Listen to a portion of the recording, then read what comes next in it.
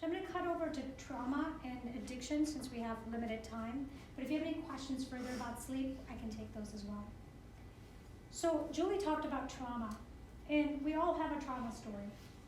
Whether it's childhood trauma, which may have been abuse, physical, sexual, or verbal abuse, neglect, abandonment, whether it's divorce, separation, loss, illness, whether we suffered some childhood trauma or adult trauma, or whether we have a job that subjects us to trauma every day, watching violence, watching injury, watching death. Your brain is constantly being subjected to this trauma. And from trauma comes suffering. And that's a normal response to anyone suffering trauma. But when we were children, if we suffered trauma, it caused us to create coping behaviors to help us survive. And these coping behaviors that we embedded in our system helped us move on in life. We may have been fighters, became aggressive, became angry during times of adversity. That helped us survive. We could have been fleers. We escape. We run away from conflict. We find ourselves non-confrontational, or people pleasers, or people servers, because that was the role that we needed to take to survive. Or we become numb. We freeze. We disconnect, find ourselves not wanting to engage. So if we get into a conversation or an argument with a spouse, we disconnect and we shut down. These were coping behaviors that we embedded in our systems that help us survive. And we have to thank ourselves to taking on that role because it did help us survive. But what happened with those coping behaviors is sometimes become maladaptive, and it causes us to further have suffering. And then we adapted self-soothing behaviors. And these self-soothing behaviors helped us stay happy and balanced. And this could have then translated to addictions, whether it's alcohol, whether it's opioids, whether it's drugs, whether it's sex, whether it's gambling, whether it's shopping, whether it's food, whether it's sugar. All these coping behaviors that we embraced to help self-soothe our suffering becomes an addiction. And now, because we're still suffering, and we're still suffering from that trauma, we can't let go of that addiction because it's the only thing keeping us afloat. And we're treading water every day, just trying to stay alive. And these coping behaviors have helped us do that.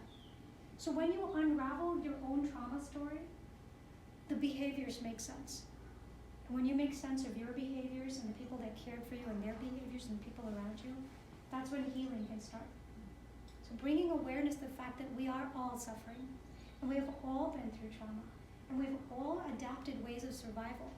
And these coping behaviors have allowed us to survive. But they may be maladaptive, and it's time to change. So understanding that that change happens when you are in a safe, protected environment, where you can safely talk about your trauma story, and understand it yourself, but share it with others, and communicate it. And then with that, using all the tools we're teaching you today, whether it's self-care activities, self-compassion, breath work, meditation, whether you're using food, nourishment, movement, time in nature, cultivating positive relationships, knowing that you are the master of your universe and you choose the environment that you select, the people you center around, the vessel of resilience that you create. If your vessel of resilience is a cup of water, and you put a tablespoon of salt, which is stress, in that water is going to taste very salty. But if you build a vessel of resilience that's a 100-gallon tank, and then you put a tablespoon of salt in there, bless you, the water tastes the same. So how do you create that vessel of resilience, that vessel that's a 100-gallon tank? You do that by cultivating a positive environment. It's the thoughts that you have, the environment that you keep, the people that you do, and the behaviors that you have. Everything that we're teaching today is centered around that.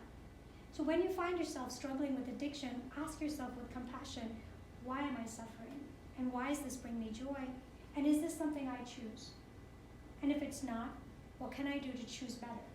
And who can I get help from? Because sometimes, if it is a substance that requires medical attention, I do recommend working with a trained trauma therapist, or working with a medical provider that can help guide you better, working in a group setting if that's what helps you, and then finding ways to kind of move in the direction that you want to.